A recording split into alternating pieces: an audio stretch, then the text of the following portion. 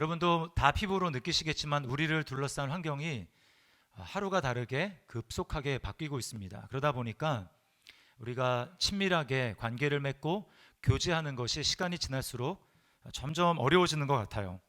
통계를 보니까 우리나라 전체 가구 중에서 혼자 사는 1인 가구가 30%에 육박한다고 합니다. 두 집 건너 한 집은 혼자 사는 거예요. 이혼하는 가정도 늘어나고 또 결혼하지 않고 혼자 사는 가정도 점점 많아지고 있습니다. 또 결혼을 하더라도 자녀를 낳지 않는 가정이 있는가 하면 자녀를 낳더라도 하나 정도밖에 낳지 않습니다. 자녀가 하나면 아무래도 관계성을 배우는데 어려움이 많겠죠. 그래서 요즘에 유치원을 이제 아이들 보내면 엄마가 하는 중요한 일 중에 하나는 아이들 친구를 만들어 주는 것입니다. 제가 어렸을 때만 해도 또 얼마 전만 해도 뭐 그 정도까지 이렇게 친구를 사귀는 것에 어려움을 느끼지 않았는데 이제 갈수록 그게 만만치 않은 일이 되었기 때문에 그런 것이죠. 자, 이제 아이들이 많은 그 집은 키우는 부모 입장에서는 좀 어렵지만 그 아이들이 스스로 자라면서 티격태격 싸우면서 질서를 배우기도 하고 또 인내도 배우고 용서하는 것을 배우기도 합니다. 저는 그래서 이제 아이들이 많은 이 동탄이 참 이게 정감이 있고 너무나 좋아요. 제가 이제 동탄으로 이사하고 참 충격적인 장면이 뭐였냐면 저희가 이전에 살던 데는 그렇진 않았는데 이제 그 아침에 등교하는 시간에 엘리베이터 1층에 문이 쫙 열리잖아요. 그럼 아이들이 막 쏟아져 나오는 거예요. 꽉 차게 아이들이 이 아파트에서 쏟아져 나오고 저 아파트에서 우르르 쏟아져 나왔습니다. 저는 참 보면서 미소가 지어지고 참 정감이 있었어요. 자, 그럼에도 불구하고 나라 전체적으로 볼 때 사회는 점점 개인주의적으로 바뀌어가고 친밀한 관계를 만들어 가기가 쉽지 않아지고 있습니다. 교회도 사회에서 속해 있다 보니까 교회 안에서도 이런 영향을 받는 것 같습니다. 이제 교회들마다 신방을 하지 않은 교회들이 점점 많아지고 또 가정을 오픈하고 교제하는 것을 어려워하는 그런 가정들이 점점 많아지고 있습니다. 요즘은 이제 그런 슬로건 별로 많이 쓰지 않는데요. 한 10여 년 전만 해도 교회들마다 이런 표현 많이 썼습니다. 교회 같은 가정, 가정 같은 교회 이런 얘기를 많이 했어요. 자, 의미는 굉장히 좋은 말이지만 사실은 그게 엄밀하게 말해서 잘못된 말입니다. 왜 그럴까요? 교회는 가정 같은 곳이 아니라 가정이기 때문에 그렇습니다. 하나님을 아버지로 모시며 사는 성도들이 함께 모인 영적인 가족이 바로 교회라는 거예요. 육신의 가족은 이 땅에서 길어야 100년을 우리가 함께 살아갑니다. 그러나 영적인 가족인 교회는 이 땅에서뿐만 아니라 우리가 죽은 이후에도 영원히 함께 교제를 하며 살아가는 존재입니다. 오늘부터 이제 요한일서를 우리가 좀 살펴볼 텐데요. 요한일서에는 성도가 어떻게 성도를 대해야 하고 사랑할 것인지에 대해서 이야기를 합니다. 그리고 더 나아가서 세상 가운데 교회가 어떻게 영향력을 미치며 살아갈 수 있을지에 대해서 이야기를 합니다. 그런데 그 굉장해 보이는 선한 영향력을 미치는 것이 어디서부터 출발하냐 하면 바로 작은 우리의 교제, 사귐에서부터 출발한다라는 거예요.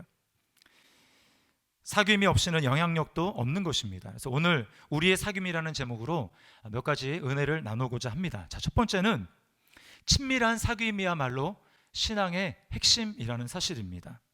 여러분이 예수님을 모르는 사람에게 복음을 전하고 예수님에 대해서 소개하는 이유가 뭡니까? 우리가 그렇게 하는 이유가 뭡니까? 한마디로 얘기하면 구원 때문이죠. 그 영혼이 하나님 앞에 구원받고 영원한 삶을 살기를 원해서 우리는 복음을 전하는 것입니다. 자, 그런데 오늘 요한 사도는 거기서 머무는 것이 아니라 더 한 단계 나아가서 적극적으로 이렇게 이야기를 합니다. 3절 앞부분을 보세요. 우리가 보고 들은 바를 너희에게도 전함은 너희로 우리와 사귐이 있게 하려 함이니. 복음 전하는 이유가 뭐라고 합니까? 우리가 서로 사귐이 있도록 하려고 한다라고 하는 것이죠. 여러분, 사귐이 있다라는 것은 단지 내가 구원받았다라고 하는 데서 끝나는 것이 아니라 더 나아가서 더 적극적으로 행하는 것을 말하는 것입니다. 그리고 여기에는 끝이 없어요. 사귐은 현재 진행형인 것입니다. 누구와 사귐입니까?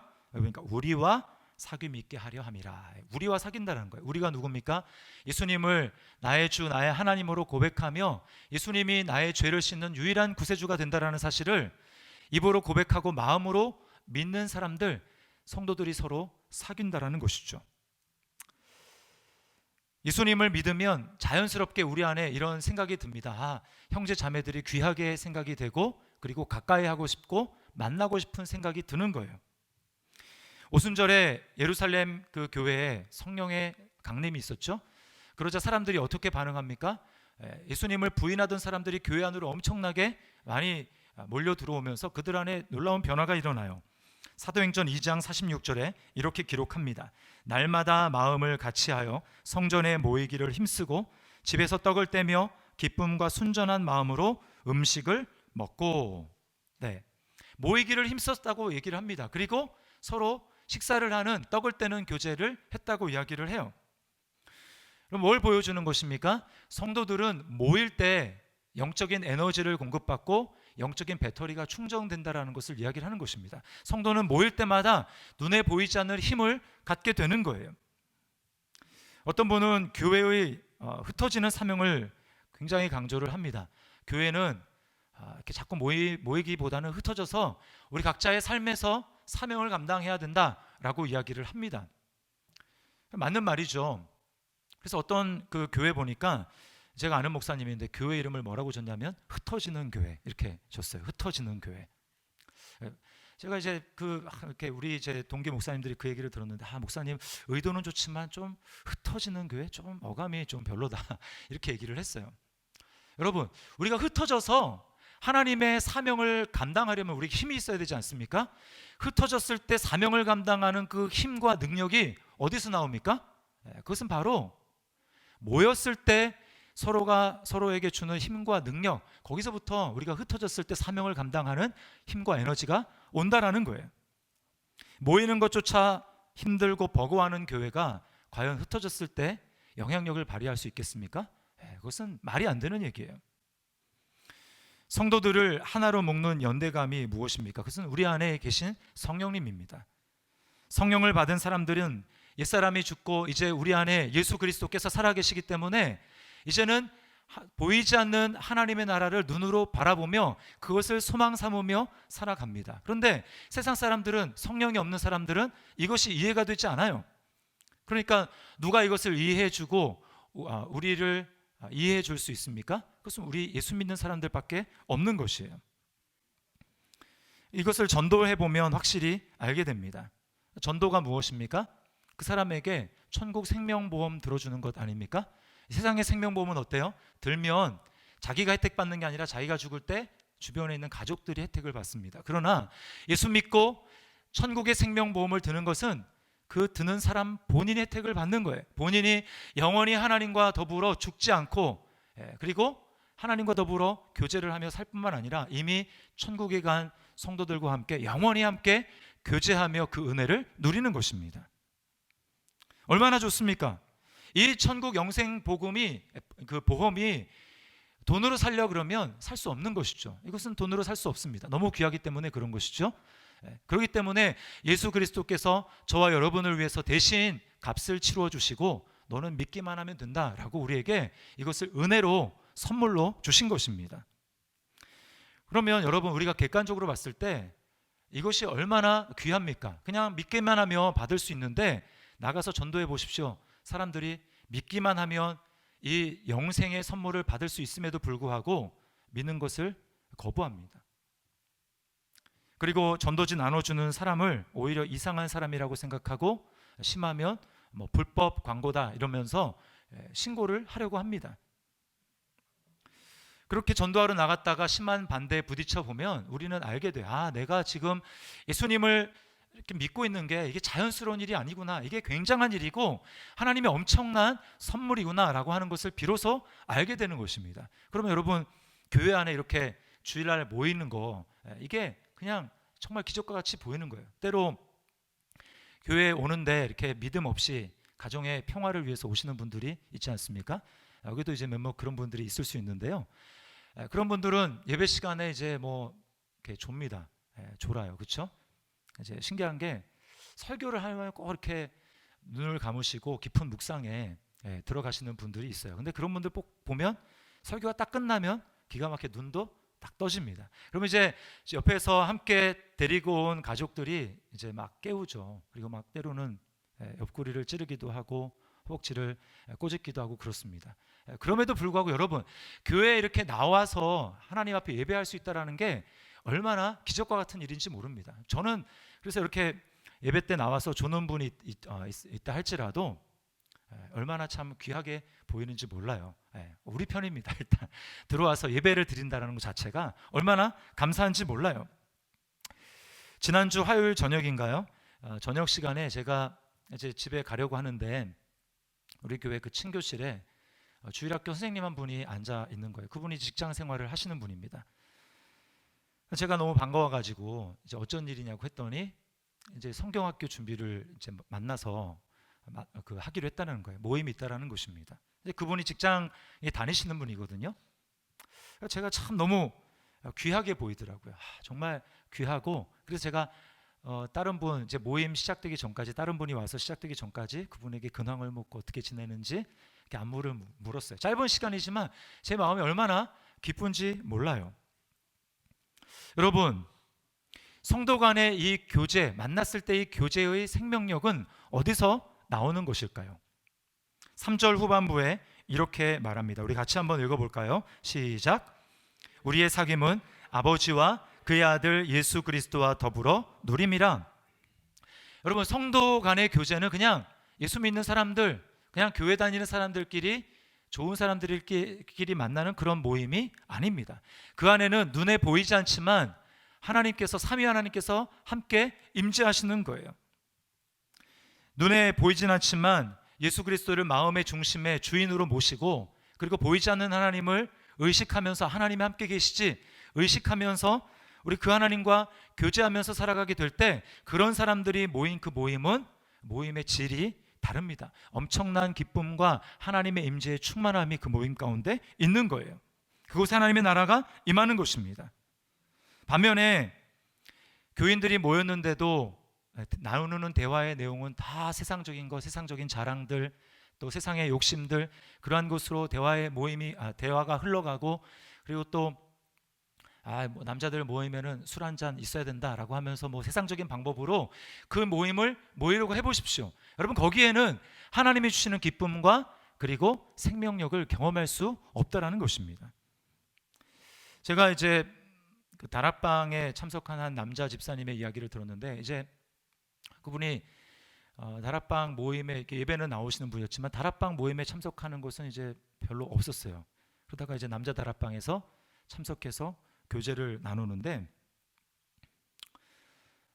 이제 우리 교회 주일날 뭐 다락방이 그동안 진행이 됐었는데, 이제 주일날 모임 공간이 없다 보니까 뭐 이렇게 카페 같은데 이런 데서 이제 차를 마시며 모입니다. 근데 그분이 이를 하시는 얘기가 뭐냐면, 중년의 남자들만 이렇게 모였는데도 술 주님이 없이도 예수 주님만 있고도 이렇게 대화가 가능하다라는 걸 자기가 정말 깨달았다라는 거예요. 자기 생각에 세상적인 그런 모임에서는 남자들끼리 이렇게 모였는데 술이 없이 이렇게 진지한 대화를 나눈다, 일 얘기 말고 이게 불가능할 거라고 생각했는데, 예수님이 계시니까 그 안에 술이 없어도 충분한 내면의 깊은 이야기가 가능하다라는 것을 깨달았다라는 거예요. 여러분, 우리의 모였을 때 그 모임의 에너지와 그 능력은 다른 데 있는 것이 아니라 우리 각자가 주님을 친밀하게 찾고 구하고 또 주님을 의식하는 그러한 삶을, 사귀는 삶을 살아가게 될 때, 그런 사람들이 모였을 때 그 모임은 충만하게 유지가 된다라는 것입니다. 자, 두 번째로 우리가 살펴볼 것은 주님과의 친밀한 사귐을 방해하는 그런 대상들입니다. 한마디로 말하면 하나님이 주시는 기쁨을 대체하고자 하는 기쁨의 대체물이에요. 4절 말씀을 보십시오. 우리가 이것을 쓰면 우리의 기쁨이 충만하게 하려 함이라. 여러분, 여기서 기쁨이라는 것은 단지 즐거운 감정을 이야기하는 것이 아닙니다. 여기서 기쁨은 성령의 열매를 나타내는 거예요. 환경을 초월해서 즐거워하는 것입니다. 세상적인 즐거움은 다 조건적입니다. 그래서 내가 진급하면 즐겁고 진급에 실패하면 기쁘지 않아요. 또 아파트 분양되면 즐겁고 그렇지 않으면 즐겁지가 않습니다. 그러나 하나님이 주시는 기쁨은 어떨까요?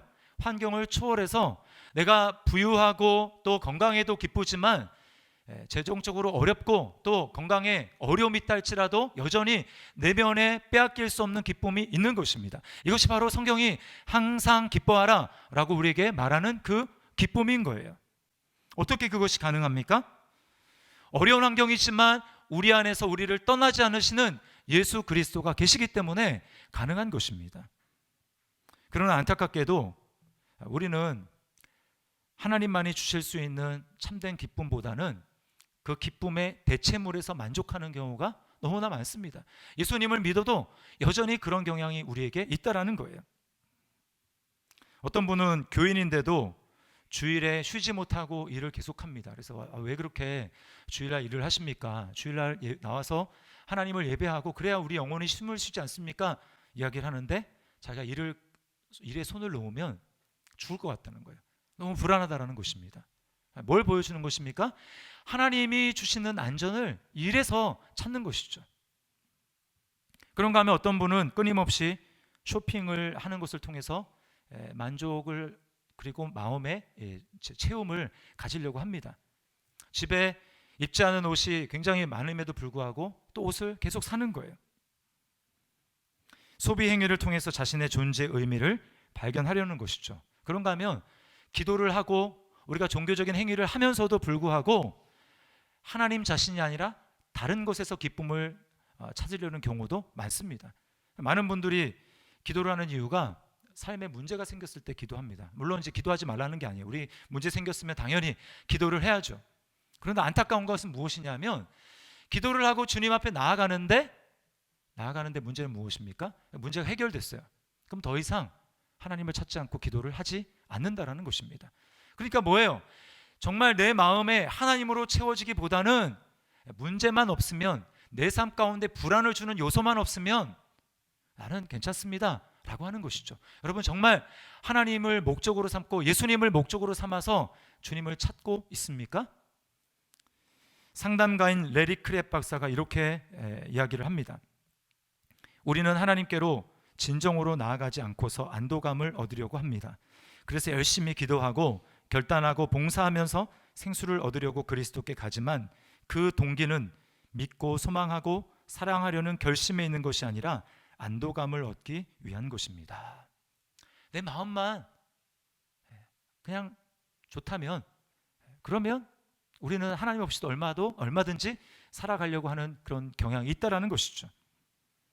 여러분은 하나님만이 주실 수 있는 기쁨을 어디에서 지금 찾고 있습니까? 다른 어떤 대체물에서 그 만족을 얻으려고 하고 있습니까? 올해 내가 연봉이 좀만 더 오르면 좋을 텐데, 자녀들이 원하는 학교에 또 원하는 직장에 들어가면 좋을 텐데, 좀 더 지금보다 넓은 아파트에 살면 좋을 텐데, 멋진 곳에 휴가를 가면 내 마음이 기쁠 텐데, 혹시 이런 대체물에서 찾고 있는 것은 아닙니까? 여러분 세상 사람들이 다 그러고 살아가는 거예요. 그래서 이번에는 이런 대체물, 다음에는 저런 대체물, 끊임없이 이것들을 전전하다가 그렇게 인생을 허비하고 진정 그 마음 가운데 하나님이 주시는 기쁨을 알지 못하고 생을 마감하고 그렇게 멸망 가운데 가는 것입니다. 여러분 왜 우리에게 이런 계속되는 갈증이 있는 것일까요? 그 답은 딱 하나입니다. 우리가 하나님을 내 마음 가운데 하나님으로 채우지 못했기 때문에 그런 거예요. 에덴 동산에 아담과 하와에게로 가보십시오. 하나님 분명히 경고하셨죠. 너가 이 선악을 알게 하는 나무의 열매를 먹는 날에는 정말 반드시 죽을 것이다. 그렇게 말씀하셨어요. 그러나 아담과 하와 어떻게 합니까? 안 죽어라고 하는 사탄의 말을 듣고 불순종했어요. 결과 어떻게 됐습니까? 하나님이 낯설게 느껴집니다. 하나님이 두렵습니다. 무섭습니다. 그래서 하나님께 나아가고 싶은 생각보다는 하나님으로부터 피하려고 하고 하나님으로부터 숨으려고 하고 될 수 있으면 하나님과 마주치지 않으려고 해요. 이것이 바로 죄의 증상입니다. 하나님께 나아가지 않으려고 하나님을 멀리하려고 하는 그것이 바로 죄의 증상이고 우리를 죽게 만드는 거예요. 그렇게 어떻게 됩니까? 자기가 불순종해서 죄를 지었음에도 불구하고 남의 탓을 하고 원망을 합니다. 하나님이 아담에게 야, 너 왜 선악을 알게 하는 나무 열매를 먹었니? 라고 얘기하자 아담이 뭐라고 대답합니까? 하나님이 만들어서 제 옆에 붙여주신 저 여자가 저에게 먹게 해서 제가 먹었습니다. 자신의 욕심 때문에 선악과를 따먹었다고 이렇게 자신의 잘못을 시인하는 것이 아니라 하나님 탓을 하는 거예요. 하나님이 저 여자 만들어서 저한테 옆에서 주지 않았으면 저 먹지 않았을 것입니다. 이렇게 이야기를 하는 것입니다. 하나님 탓을 하고 여자 탓을 하는 것이죠. 여러분, 그렇게 지금 탓을 하고 있는 하와를 아담이 어떻게 맨 처음에 보고 첫눈에 보고 이야기했습니까? 뭐라고 그랬죠?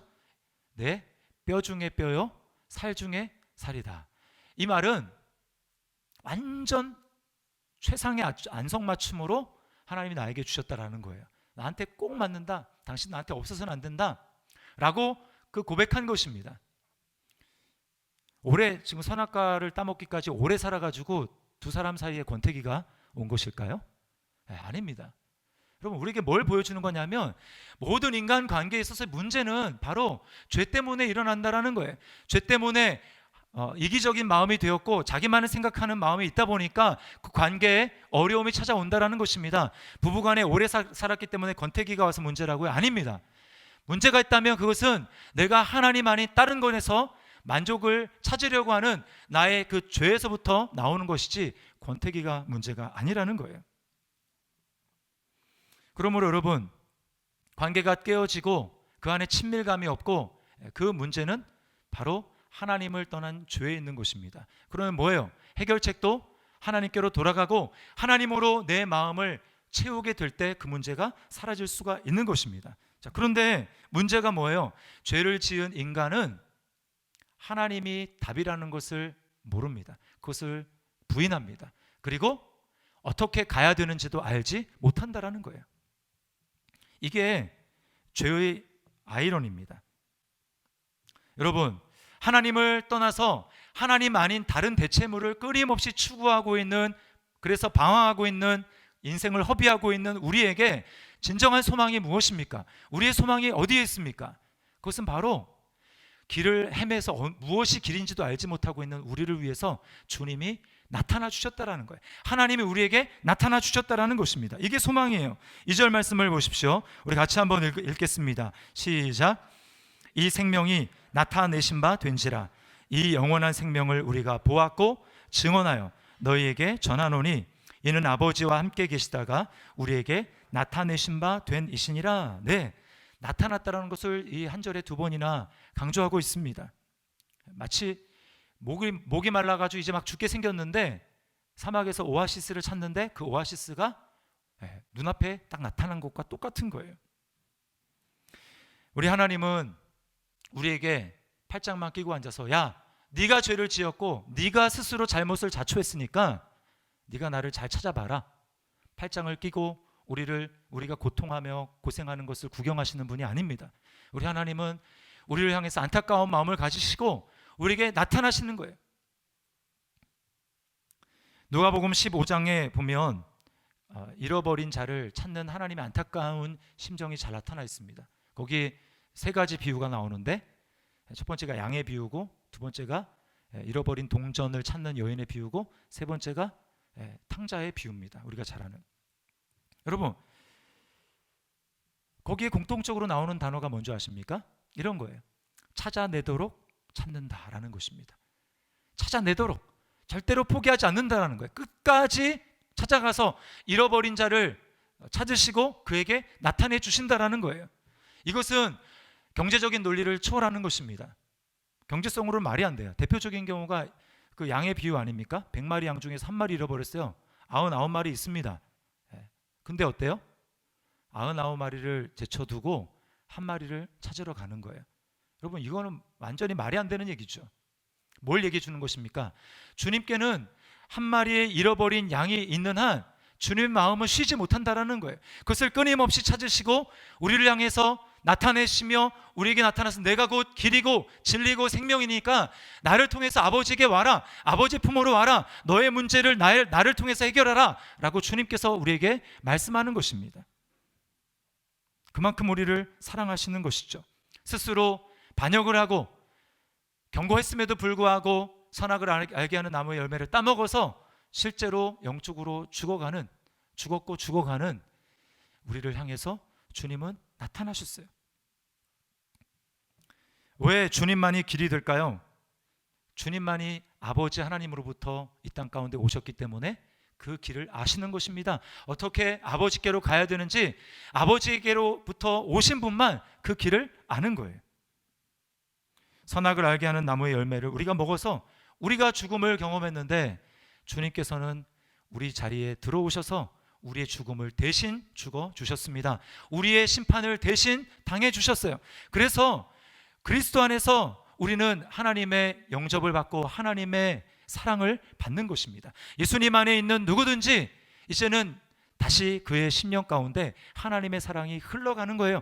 예수님을 사랑하신 그 아버지의 사랑이 똑같이 우리에게 흘러오는 것입니다. 여러분, 예수님을 믿음으로 말미암아 여러분 안에 하나님의 사랑이 예수님에 흘러가는 것과 똑같이 여러분에게 흘러간다는 사실을 믿습니까? 네, 이거 믿으셔야 돼요. 자격이 아니라 예수님을 믿는다라는 단 하나의 조건으로 하나님께서는 우리를 향해서 하나님의 사랑이 마구마구 부어지고 쏟아지는 것입니다. 그래서 로마서에 뭐라고 얘기해요? 아버지의 사랑이, 하나님의 사랑이 성령으로 말미암아 우리 마음 가운데 부은 바 되었다라고 이야기를 하는 것입니다. 그걸 믿어야 돼요. 내가 나 같은 사람에게 무슨 하나님이 나를 사랑하겠어? 아니요, 그건 사단의 말인 것입니다. 여러분을 주님이 너무나 사랑하시고 그래서 자신의 생명을 내어주신 거예요. 예수님의 희생으로 다시금 하나님과의 교제의 길이 열리고 막혔던 하나님의 그 사랑의 샘이 다시금 우리를 향해서 터트려지고 우리를 향해 흘러온다라는 것을 여러분 정말 머리가 아닌 가슴으로 우리가 받아들이게 될 때 우리 삶에는 변화가 나타납니다. 우리 삶에는 진정한 변화가 나타나요. 어떤 모습이 우리 삶 가운데 보이기 시작할까요? 그것은 바로 주님과 시간을 내서 만나고 교제하는 모습입니다. 여러분, 인격이신 예수님은 우리가 인격이시기 때문에 그분과 우리가 친밀하게 교제하고 그분을 알아가기 위해서는 우리 편에서 노력을 해야 돼요. 시간을 내고 주님 앞에 나아가야 되는 것입니다. 마음을 나도 드려야 되는 거예요. 인격은 쌍방간의 교통인 것입니다. 영어 속담에 out of sight, out of mind라는 말이 있습니다. 눈에서 멀어지면 마음에서도 멀어지는 것이죠. 내가 구원을 받았지만 예수님과 만나지 않고 그 만나는 시간이 점점 줄어들고 예수님을 보지 않는다. 여러분, 점점 마음에서부터 멀어지게 되어 있습니다. 친밀감이 멀어지게 되어 있습니다. 이 가운데 결혼하신 분들 어떻게 해서 결혼하셨습니까? 마음에 드는 이성을 만났고 그 이성에게 끊임없이 시간을 투자한 거예요. 계속해서 만난 것입니다. 이성교제 하시면서 혹시 이러셨습니까? 전화 통하면서 만나죠. 그러니까 어제 만났으니까 오늘은 좀 그만 만나지? 혹시 이러셨습니까? 그래가지고는 결혼을 할 수가 없어요. 그렇죠? 어제 만났더라도 어떻게든 건수를 만나서 계속해서 만나는 것이죠. 그렇다면 우리 주님께도 그렇게 해야 되지 않겠습니까? 어제 예배 드렸는데 뭐 또 오늘 예배를 드려. 어제 말씀 봤는데 오늘 또 무슨 말씀을 봐. 여러분, 이것은 사랑하는 관계가 아닌 것입니다. 왜 또 만납니까? 사랑하니까 그런 것이죠. 특별히 주님과 시간을 보내되 말씀을 통해서 주님과 시간을 보내셔야 됩니다. 말씀을 보셔야 돼요. 그 만나는 시간, 투자하는 시간 동안 뭘 하셔야 되느냐? 여러분은 말씀을 열고 주님을 알아가셔야 합니다. 우리는 제자들과 같은 방식으로 예수님을 만나지 않아요. 제자들은 3년 동안 예수님의 음성을 직접 귀로 듣고 눈으로 보고 손으로 만졌습니다. 우리는 그런 식으로 예수님을 만날 수 없어요. 왜? 주님이 지금 하나님 보좌 우편에 계시잖아요. 주님이 다시 오시겠지만 오시는 그 기간 동안에 우리에게는 예수님의 영, 성령님을 주셨습니다. 성령님은 보혜사예요. 예수님과 똑같은 인격을 가지신 그러나 눈에 보이지 않는 예수님이 우리 안에 일하실 수 있도록 그 예수님을 드러내도록 하시는 분이 바로 보혜사 성령님인데 그 성령님을 통해서 우리는 주님을 아는 것입니다. 근데 어떻게 해요? 그냥 나 혼자 그냥 잠잠히 묵상한다고, 물론 그럴 수도 있겠지만 예수님을 아는 것이 아니라 말씀을 열어서 보는 것입니다. 그래서 예수님이 어떤 모범을 보여주셨냐 하면 부활하셨어요. 부활하신 주님이 예수님의 죽음에 실망해서 고향으로 돌아가고 있는 두 명의 제자들, 엠마오로 내려가는 두 명의 제자들에게 예수님이 나타나셨어요. 그들이 예수님을 못 알아봅니다. 저 같으면 아마 그랬을 것 같아요. 야, 내가 바로 너희가 지금 슬퍼하는, 죽었다고 생각하는 그 예수야. 너희를 가르치고 함께 먹고 시간을 보냈던 바로 그 나사렛 예수라고. 나를 만져봐, 나를 봐 라고 예수님, 부활한 예수님을 보여주시면서 그렇게 예수님 자신을 알려주셨을 것 같아요. 그러나 예수님 그렇게 하지 않으셨습니다. 어떻게 하십니까? 누가복음 24장 27절 말씀을 함께 같이 한번 읽어보겠습니다. 시작. 이에 모세와 모든 선지자의 글로 시작하여 모든 성경에 쓴 바 자기에 관한 것을 자세히 설명하시니라. 아니 그냥 자기 몸을 보이면서 설명하면 될 텐데 주님이 굳이 성경을 열으셔서 성경에 기록된 자신에 대해서 예수님 설명해 주십니다. 32절도 이렇게 32절도 보세요. 이렇게 이야기하고 있습니다. 그들이 서로 말하되 길에서 우리에게 말씀하시고 우리에게 성경을 풀어 주실 때에 우리 속에서 마음이 뜨겁지 아니하더냐. 언제 마음이 뜨거워졌습니까? 주님이 성경을 풀어 주실 때 마음이 뜨거워졌어요. 이거는 아직 그들이 예수님을 알아보기 전입니다. 성경을 주님이 풀어 주실 때 마음이 뜨거워지는 거예요. 이 가운데 예수님을 잘 알고 싶고 예수님을 잘 믿고 싶은 분이 있습니까? 그런 분이 있다면 왕도는 없습니다. 방법은 딱 한 가지예요. 자꾸 뭔가 기적을 보면서 나도 한번 그런 거 봤으면 믿을 텐데. 아닙니다. 아니고요. 말씀을 통하여서 주님을 만나셔야 됩니다. 여러분 마음 가운데 이런 갈망이 있어야 돼요. 예수님, 제가 말씀을 통해서 예수님을 알기를 원합니다. 예수님이 살아계신 분임을 제가 말씀을 통해서 경험하기를 원합니다.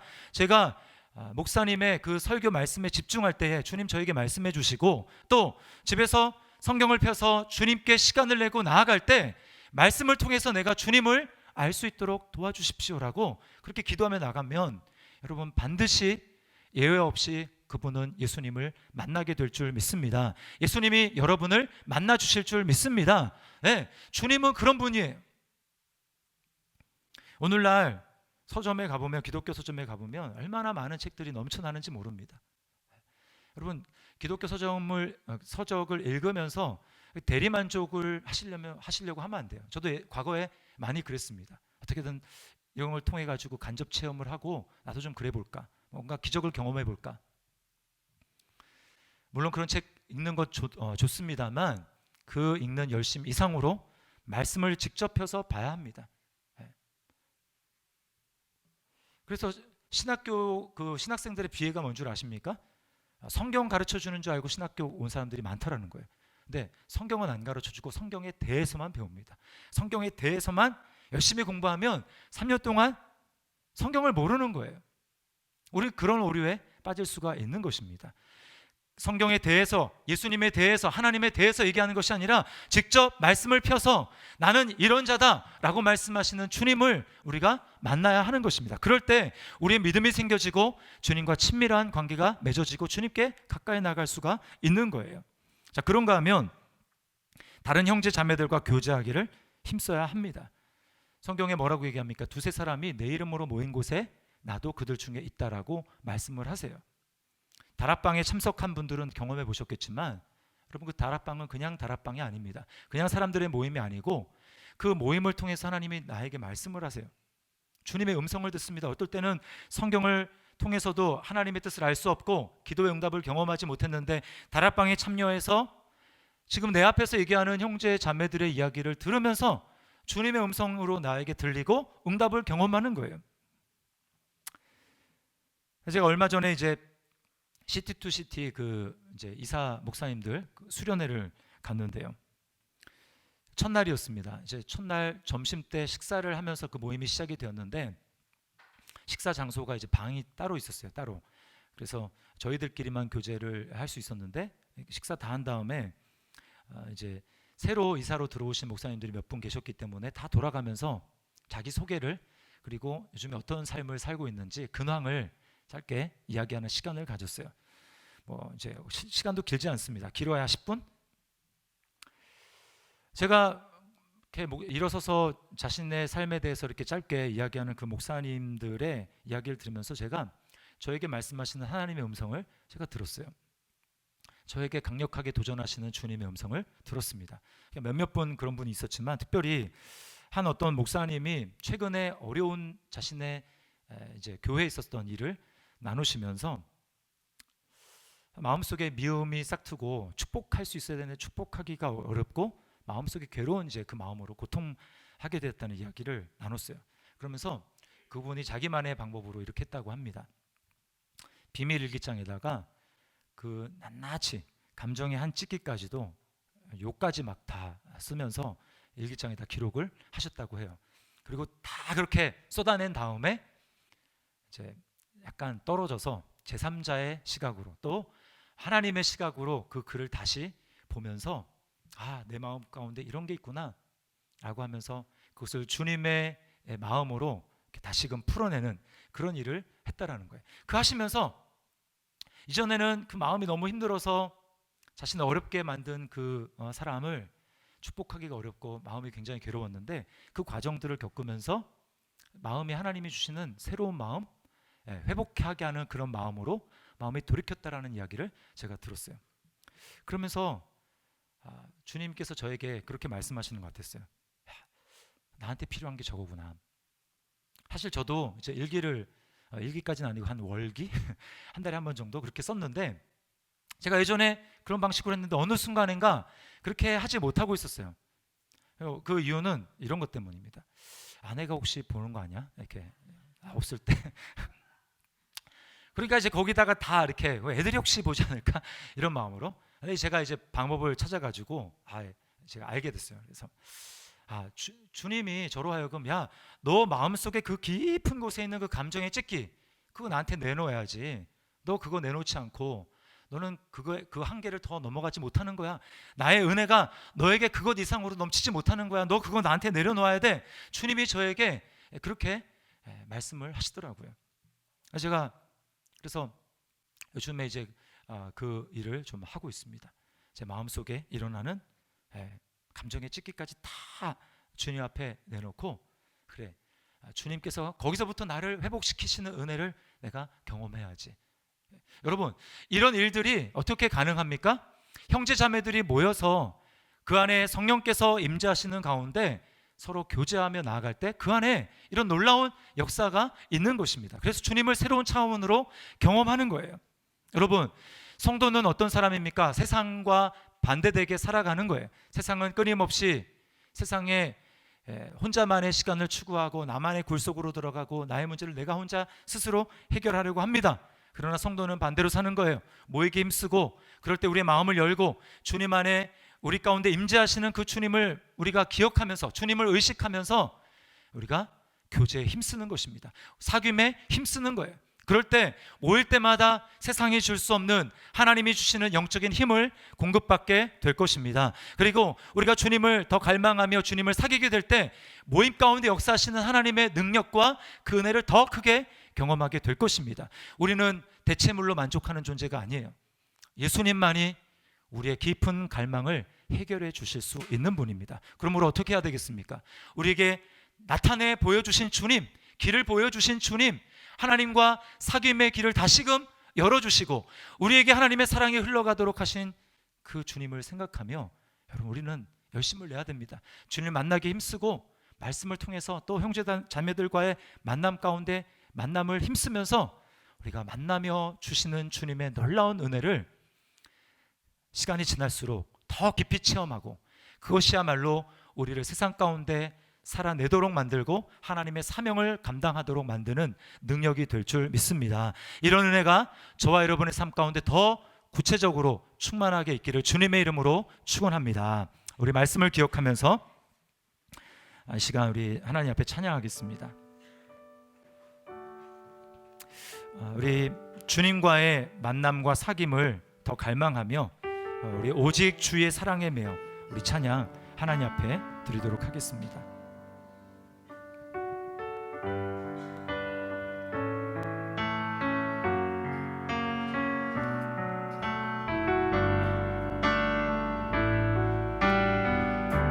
오직 주의 사랑 사랑에 매여 오직 주의 사랑에 매여 내 영 기뻐 노래합니다.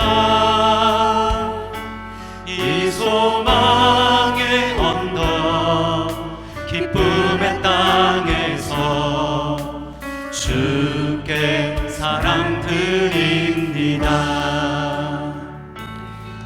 오직 주의 임재 안에 갇혀 내 영 기뻐 찬양합니다. 이 소명의 언덕 거룩한 땅에서 주께 경배드리 주께서 주신 모든 은혜 주께서 주신 모든 은혜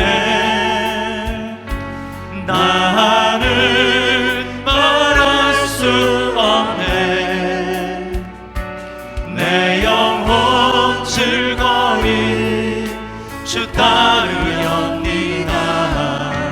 주께 내 삶들이 처음부터 다시 한번 고백하며 오직 주의 사랑에 매여 오직 주의 사랑에 주님을 더 친밀히 사귀기 원합니다. 내 영 기뻐 노래합니다. 이 소망의 언덕 기쁨의 땅에서 주께 사랑 드립니다. 오직 주의 임재 안에 오직 주의 임재 안에 갇혀 내 영 기뻐 찬양합니다. 이 소명의 언덕 거룩한 땅에서 주께 경배드리 주께서 주신 모든 은혜 주께서 주신 모든 은혜 나는 말할 수 없네. 내 영혼 즐거이 주 따르렵니다. 주께 내 삶 다시 한번 고백하며 주께서 주신 모든 은혜 주께서 주신 모든 은혜 나는 말할 수 없네. 내 영혼 즐거이 주 따르렵니다. 주께 우리 주님만 사랑한다고 고백합시다. 주님 사랑해요. 주님 사랑 주님만이 내 만족이 되시고 기쁨이 되십니다. 온 맘과 정성 다해 하나님의 신실한 친구 되기 우리 두 손을 가슴에 모으고 고백할까요? 주님 사랑해요. 주님 사랑해요. 온 맘과 정성 다해 하나님의 신실한 친구 되기